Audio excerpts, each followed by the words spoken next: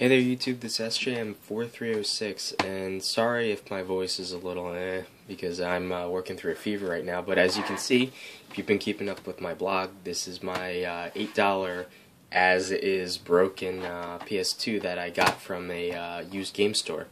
And as soon as I got it home, there's really not too much wrong with it. I mean, I fixed it up, I installed a Modbo 4.0 mod chip in it, and it all works great. So, to open it up, these little plastic and rubber grommets, you just want to get in there with the pocket knife and carefully lift them up on one side and they'll come right out.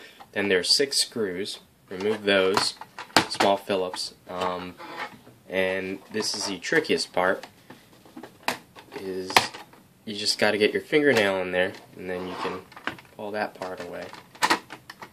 Come on. Here we go, and then this is just the top lid.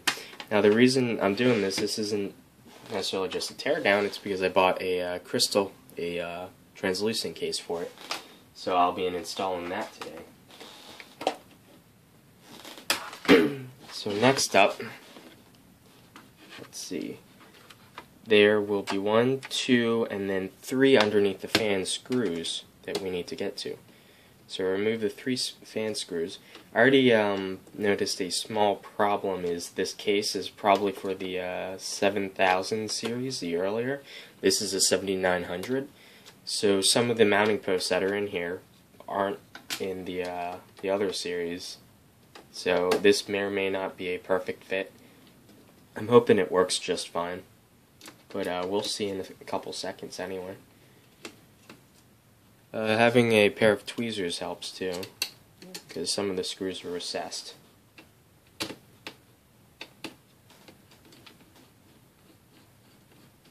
Yeah, I just couldn't say no. I saw this PS2 in the pile for $8, and it's a slim, and I know these are awesome because I already have a 9000 series.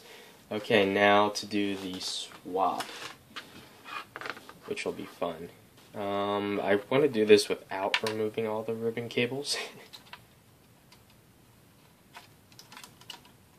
Okay, so there are some plastic clips that hold these guys in, so you have to be very careful not to rip anything.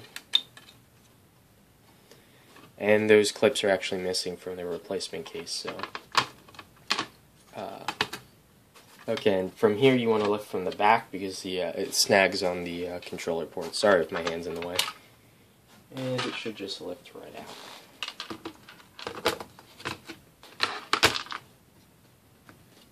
And okay, there's one immediate problem. The pegs that hold the drive in aren't here. It appears they're on the top. So hopefully everything works out in the end, but this drive's just floating there right now. And there's no screws to screw into. Yeah. If you guys want to see though, all my wiring for the mod chip goes in there, and on the bottom side too. Kind of dark, but you can see the mod chip right where I'm pointing with my pinky. It wasn't that bad to install, it was just a few of the wires were irritating. Hopefully this fits together alright, because there are no screws, so I can't screw those guys down, no screw posts. So it's kind of going to be floating.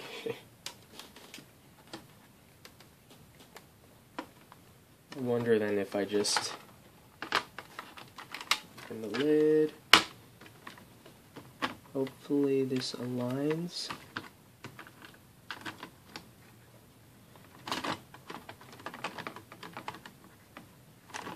This may or may not work. Yeah, it looks like the screw posts for the laser assembly are entirely different. So I might have to, let's see, I'd have to rig something up for this to fit. Darn it. Let's see what that is. That's what I like to call in the way. I have to take out my Dremel and try to sort of make this guy fit, which is really a shame. And the old top won't fit on the old bottom because I'm pretty sure it interfered with some of the posts. Let's see.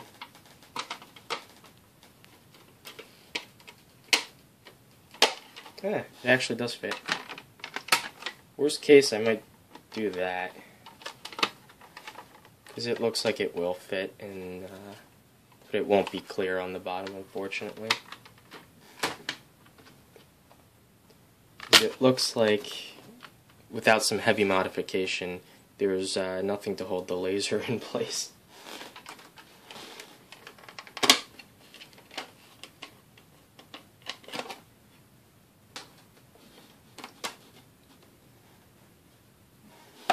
Well, let's see.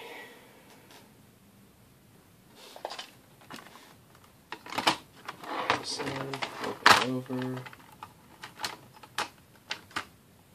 Yeah, there's a mod chip right in there, and then just several wires going to wherever. Now, at least it clears them. I might have to use the original bottom shell for now until I get around to modifying everything even more.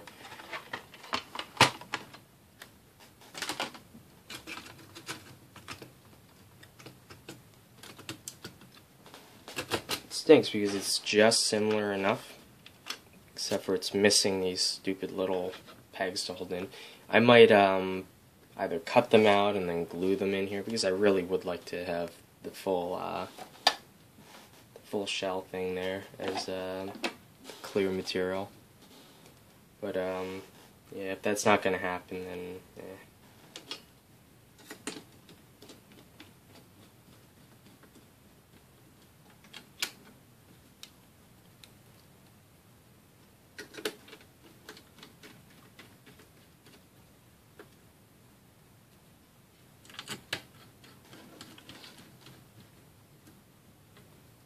I was hoping that all the other screw posts would be fine, and just maybe I'd have to cut a few off, but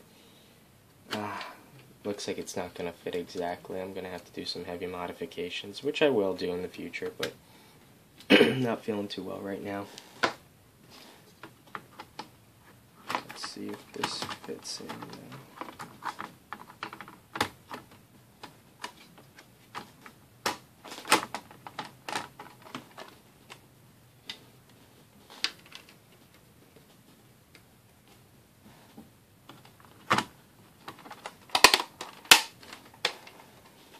There.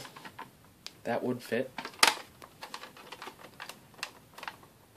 It's the original bottom half. I'll go and see about modifying this. But for now, this looks pretty cool. It's half and half though.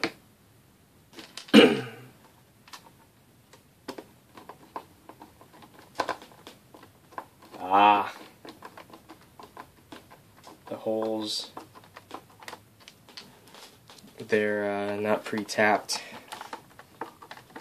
so be careful just not to strip.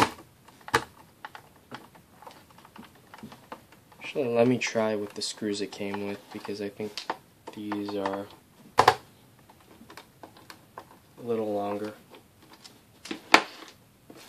So it comes with a whole bunch of accessories, and namely it comes with this little guy, which you would screw onto the original casing. You'd screw on here with this little plastic or metal part sticking up, so that it would press on the lid sensor button, and so then that would work. But the only problem with that is my series has 2 of those sensors. So oopsie. Oh yeah, and I forgot. There's this little guy with the PlayStation logo that you can put in the replacement there. Let's see if I can get that out.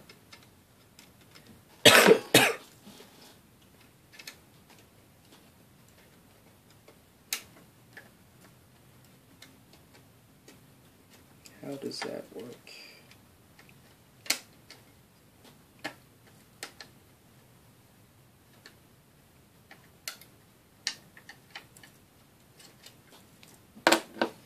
Okay, so you gotta pull the disc hatch release normally like this. You gotta pull it up enough to clear the mounts, and then you can pull it up slightly, and then you have access to this guy. Then it should just pull out.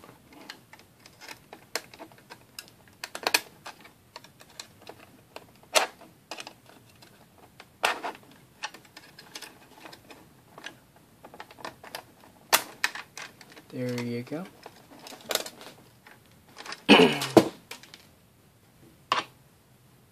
Oh, yep, that just fell right out.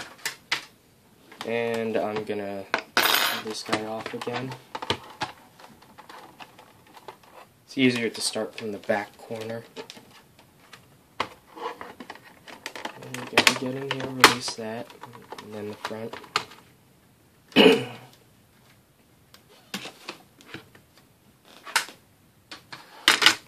Okay, almost got this off. Don't lose springs.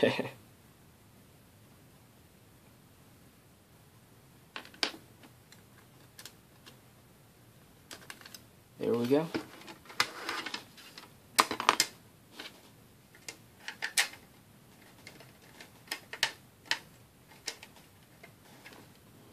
Now to replace the spring, so I don't lose it.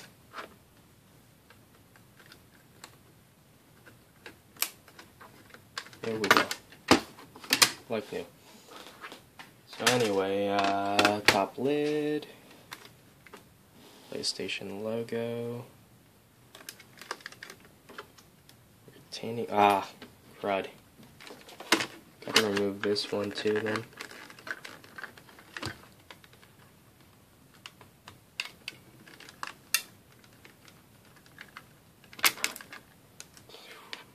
Don't lose it.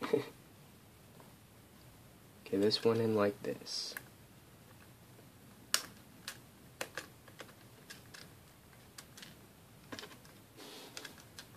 Okay, I see.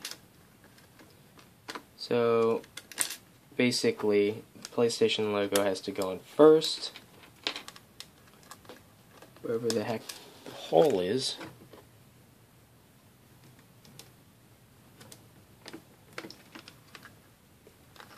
This has to catch the bottom part.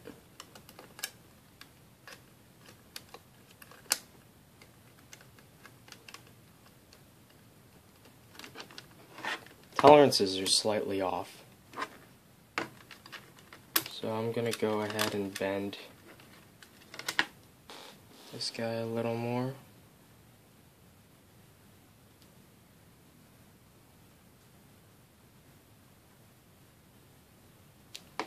Just to keep her in place.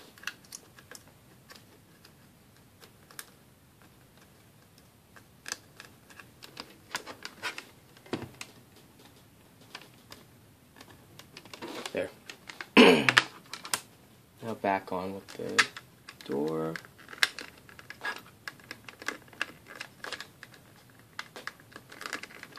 Something's fouling up. Oh, it definitely goes in this way. There we go.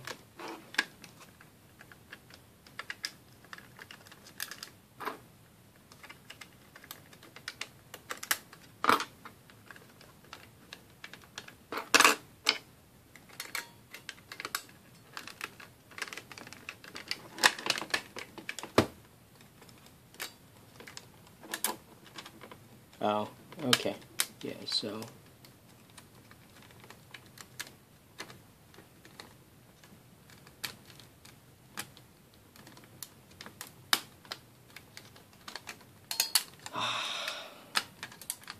fiddly.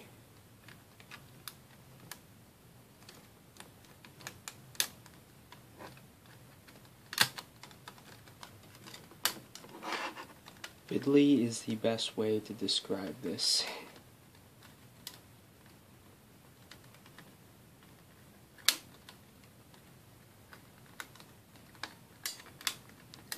You know what? Just tolerances are a little bit off, which I expect from a replacement case, but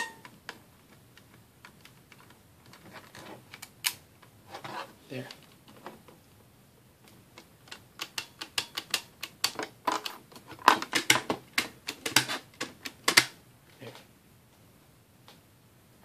Ah, God. I'm such a perfectionist. I know it should go in the other way. Yeah, I bet I do this first.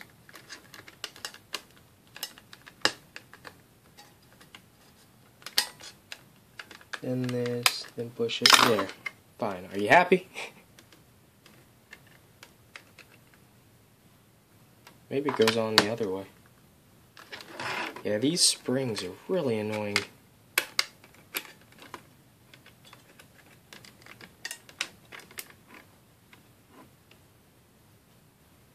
I don't really get... Maybe it's supposed to be like that.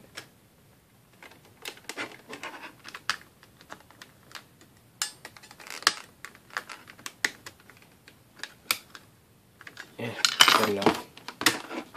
Yeah, it's a real shame I'm gonna have to modify a lot more of the other case in order to get it to fit right.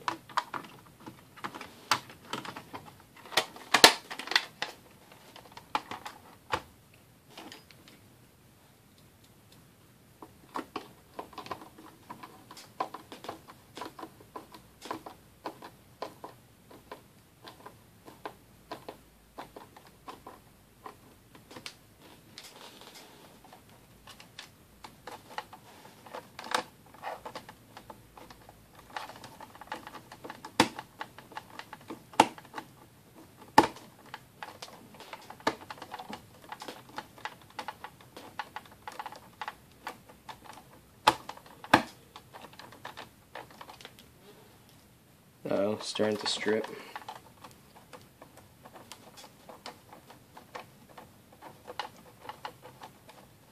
Yeah, they really should have pre-did these holes.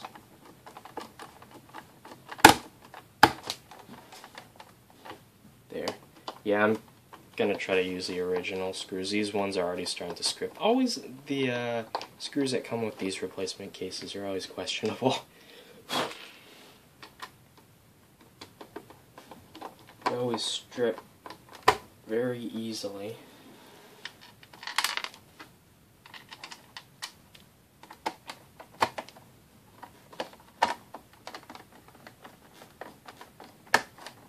Also, the bit on this driver is, I think, just out enough.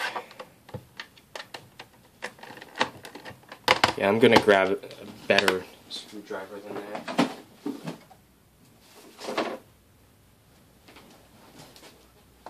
Because it's not grabbing the bit. There we go.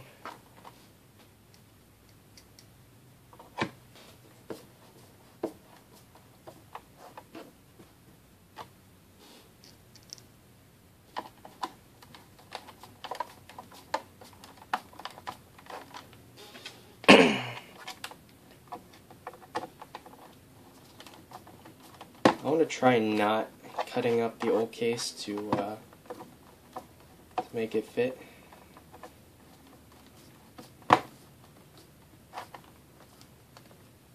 Try keeping it as much as possible, so that if anything goes wrong with this one, I can fix that. So the two rubber ones go in the corners here, and the plastic ones just go everywhere else.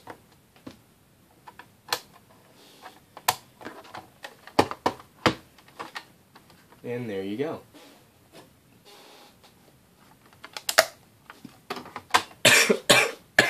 Sorry about that. And there you go. Clear case. Gonna go through and see if I could modify this. I'm probably gonna have to glue the standoffs for the laser head onto there in order to get it to fit right. I was hoping, because it's missing several screw posts to screw in the shielding and the motherboard. I'm hoping that just the pressure from the top on the bottom is enough to keep everything in place, which it should be. because I checked the tolerances on everything are okay. It's just the laser head, the laser assembly that isn't held in place right. But I'm gonna see if I can get that to work. But it looks pretty cool actually. You can see the clear disc inside. Yeah, this is what I'm talking about now. Now, as you can see, it's the original bottom and the replacement bottom and top half. Finally got it to work with heavy modification. So if you're buying this for the 7900 series, I'm sure for the older 7000 series it's fine. But here's what I did to modify it to get it to work with the newer slim PS2s, not counting the 9000 series because that's entirely different internally. So as you can see, I found in my junk plastic bin parts these little, I think they came from a cassette player or a cassette tape. I think they're like this spool that lines up the tape. They happen to be just the right diameter to fit in there. And then I had to cut out little plastic pieces from this old Intech LCD. I used the screw standoffs, which happened to be the right diameter there. And then I super glued them in after cutting them with my Dremel to the right height. And as you can see, what I did was I put a disc in, I put the laser head on top of here, I set up the disc so it was aligned right, I put super glue on the bottom, and then I dropped the bottom onto the top, and then I opened the lid and I pressed down on the CD and made sure that it was aligned right as the crazy glue was drying. I just used regular super glue. And the alignment's perfect now, and it's stuck in there, and it's as if it were factory. So let's get the rest of this in, and I'll run a quick test, and hopefully everything works, so I'll see you guys then. I've been thinking, I spent good money on this case. Would I really be content with just having the top half being a replacement and staying with the bottom half? Heck no, that's not the hacker spirit. I'd rather cut some plastic and get it to fit, so I'll be back after I'm done. Quick test, and there's actually a problem where the on-off button was intermittent and also the disc lid sensor wasn't working, so it would turn on but it wouldn't spin up the disc.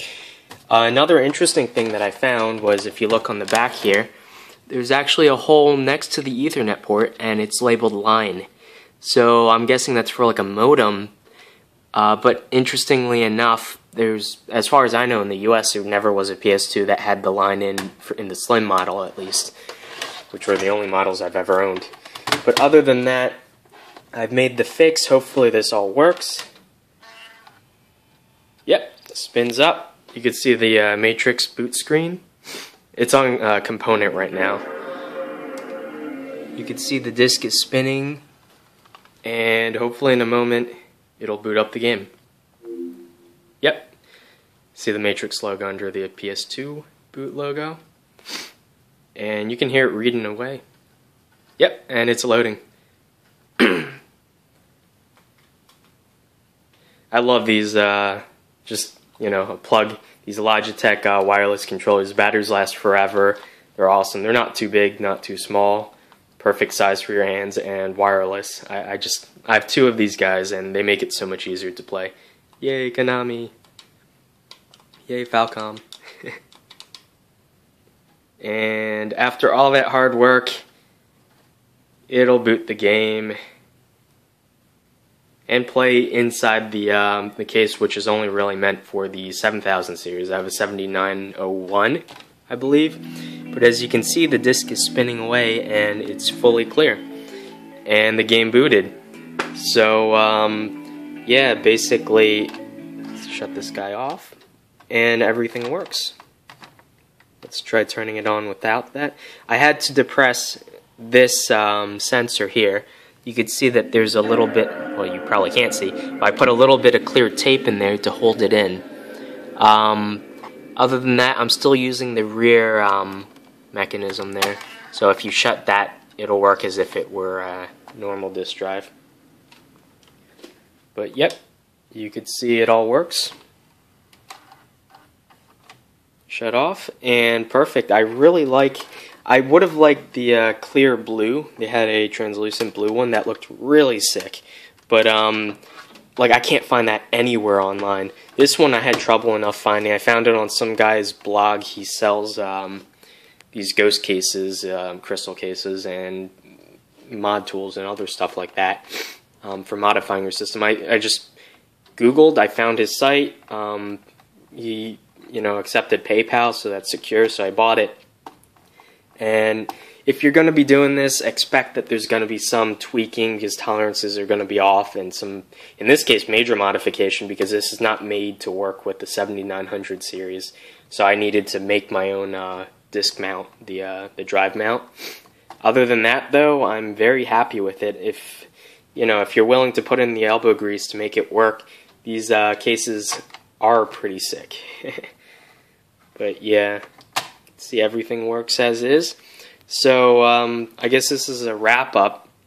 So until next time, hopefully I'll be better by then.